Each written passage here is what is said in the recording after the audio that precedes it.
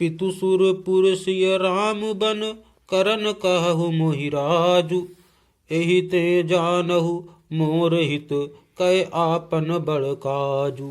अर्थात पिताजी स्वर्ग में हैं, श्री सीताराम जी वन में हैं और मुझे आप राज करने के लिए कह रहे हैं। इसमें आप मेरा कल्याण समझते हैं या अपना कोई बड़ा काम होने की आशा रखते हैं।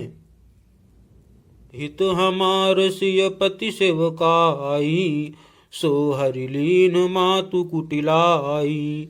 मैं अनुमानी दीख मन माही, आन उपाय मोर हित नाही। अर्थात मेरा कल्याण तो सीतापति श्री राम जी की चक्री में है, सो उसे माता की कुटिलता ने छीन लिया। मैंने अपने मन में अनुमान करके देख लिया है कि दूसरे किसी उपाय से मेरा कल्याण नहीं है। शोक समाजु राजु के ही लेखे, लखन राम सिय बिनु पद देखे। बादी बसन बिनु भूषण भारू, बादी बिरति बिनु ब्रह्म विचारू। अर्थात यह शोक का समुदाय राज लक्ष्मण श्री रामचंद्र जी और सीता जी के चरणों को देखे बिना किस गिनती में है, इसका क्या मूल्य है। जैसे कपड़ों के बिना गहनों का बोझ व्यर्थ है, वैराग्य के बिना ब्रह्म विचार व्यर्थ है। सरुज शरीर बादि बहु भोगा, बिनु हरि भगति जाय जप जोगा।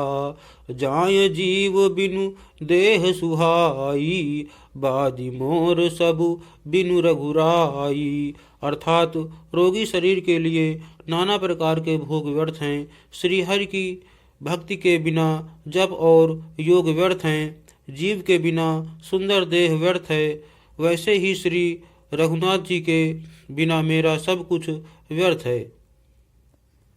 जाऊं राम पही आयसु देहु, एक ही आक मोर हित एहु। मोहि नृप करि भल आपन चाहु, सौ स्नेह जड़ता बस कहु। अर्थात मुझे आज्ञा दीजिए मैं श्री राम जी के पास जाऊं।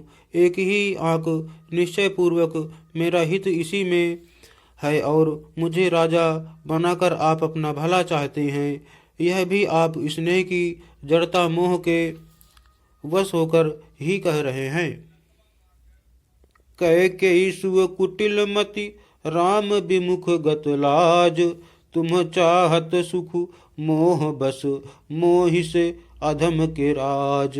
अर्थात कैकेयी के पुत्र कुटिल बुद्धि राम विमुख और निर्लज्ज मुझसे अधम के राज से आप मोह के वश होकर ही सुख चाहते हैं।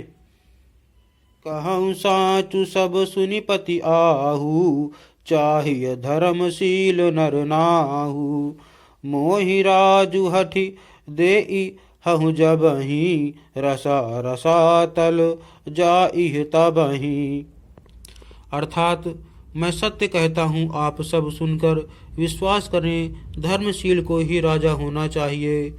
आप मुझे हट करके ज्यों ही राज देंगे त्यों ही पृथ्वी पाताल में धस जाएगी।